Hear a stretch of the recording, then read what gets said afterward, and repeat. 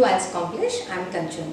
In last two videos, you learned some common mistake in IELTS writing that can be spotted and corrected during proofreading, such as subject-verb agreement and sentence fragment errors. In this video, you will learn how to use comma in your IELTS writing. This is one of those areas where students do a lot of errors, sometimes because of carelessness and sometimes not knowing the rules where to use comma. So basically a comma is needed wherever you want the reader to take a pause, and that's where you actually do mistakes, because while you're writing you do not realize, because you take pause mentally, but if you understand it from the reader's perspective and if the comma is not there, he will continue reading the sentence in a one go, and where it will create a lot of ambiguity. So let's understand some of the basic rules of comma. So rule number 1. Use comma to join two independent clauses when they are joined with the help of coordinating conjunctions. You can watch some videos later on. I'll post on coordinating conjunctions, just in case you do not know what coordinating conjunctions are. Coordinating conjunctions are like your fanboys conjunctions, if you have heard this term, fanboys. So whenever you join two independent clauses with the help of any of these 7 coordinating conjunctions, you have to use comma in between two clauses. For example, in this sentence, this and is a coordinating conjunction which is used to join this clause and this clause. These coordinating conjunctions sometimes can be very tricky because they are also used to join words and phrases, and where we do not need comma. You might be wondering that when we need comma before and, so let me tell you. When and or any other coordinating conjunction is used to join clauses, clauses means an independent idea that stands itself, we do need a comma, and I'll show you with this example that how the sentence can be ambiguous. It can create a lot of ambiguity if you miss or if you omit the comma here. So if we read this sentence, my elder sister lives in Gwalior and New Delhi. See how the sentence sounds. If the comma is not there, you will read it in a flow, because otherwise this and will connect these two words as words, and it will connect with this idea, my elder sister lives. So my elder sister lives in Gwalior and New Delhi. That's not what you're trying to say, because the sentence means and New Delhi is where she was born. So a comma here will help the reader to take a pause and begin this as a fresh clause, as a new clause. Now if you read it with the help of comma, you will understand the difference. My elder sister lives in Gwalior and New Delhi is where she was born. Now this is making a very different sense by adding comma. Rule number 2. When a sentence begins with a dependent clause, use a comma after it. Now what is a dependent clause? A dependent clause is a clause which has any subordinating conjunctions. Yes, in the earlier example I told you about coordinating conjunctions. In this example I have picked up a subordinating conjunction that is used to join a dependent clause with an independent clause. So what one clause here is your we are cooking. Now you can see, without a demarcation of comma, how this sentence sounds.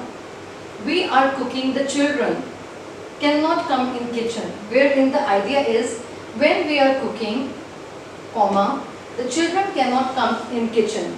But if you read it without comma, the sentence sounds like when we are cooking the children.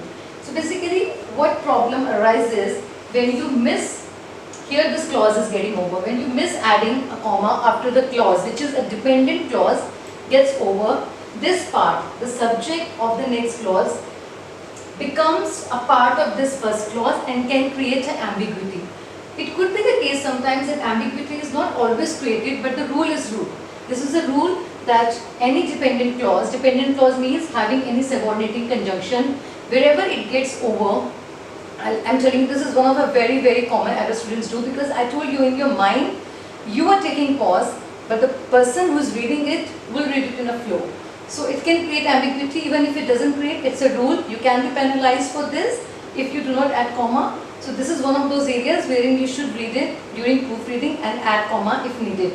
So it makes sense now. When we are cooking, the children cannot come in the kitchen. Rule number 3. After introductory phrase, Any introductory phrase that comes before the sentence begins, such as like in this sentence, before eating is an introductory phrase, and your sentence starts with the family has a habit of praying. So that's why we need to use comma here for the reader to take a pause and read it like, before eating the family has a habit of praying. Now look at the sentence. If you omit the comma, it will be read like before eating the family. So that's how it can create the ambiguity if the comma is not there and the reader can read it in the flow. So introductory phrases, let me tell you a little bit more about it. Any word that comes like however, on the other hand, moreover, furthermore, luckily, as a matter of fact, any word or phrase that comes before the subject.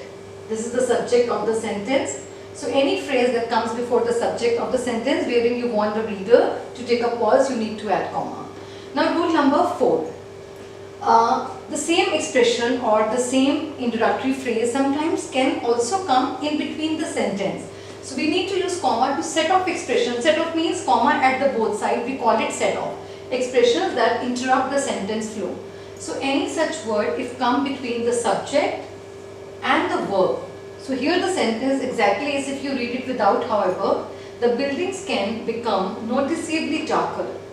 But if you use however, usually I know you use however at the beginning of the sentence, but it is also a style of using such expressions in between the sentence. So not just this expression, any other expression if you use in between the flow of the sentence, subject and the verb, it has to be set off, means comma at both the sides. Rule number 5. To set off non-essential information. To understand this rule, you have to first understand what an essential and what a non-essential information is in the sentence. Any description about the noun. I have given here 2 examples, one of non-essential information and one of essential information. You will understand the difference. So this information, the Prime Minister of India, the subject is Mr. Narendra Modi. And this phrase, the Prime Minister of India, is describing your subject. Now this is a non-essential information because we all know that Narendra Modi is the Prime Minister of India. We don't have more than one Prime Minister. So even if you don't say it, it's obvious. So this information is called non-essential. And what an essential information is, the person checking tickets at the counter asked for a form. So this information, checking tickets at the counter, is describing the subject, the person. But this is an essential information because without this information, we do not know which person asked for a form, because there could be so many people at the counter, and unless we mention that the person who is checking ticket at the counter asked for a form.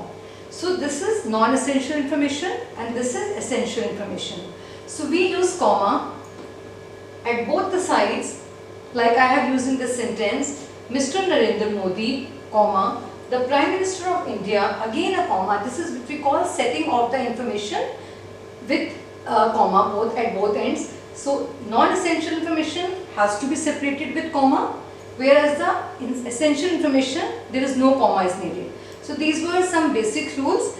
All I can tell you at the end is that whenever you are in doubt about the rule of commas, and if you sometimes forget these things, whenever you read your task again at proofreading, just think if anywhere a comma is a pause is needed. Wherever you think that the reader should take a small pause, you should use comma, and this will always work. I hope you found this video informative, and in case you have any doubts, you can write on the comment section below and I'll surely answer it. Till then, take care.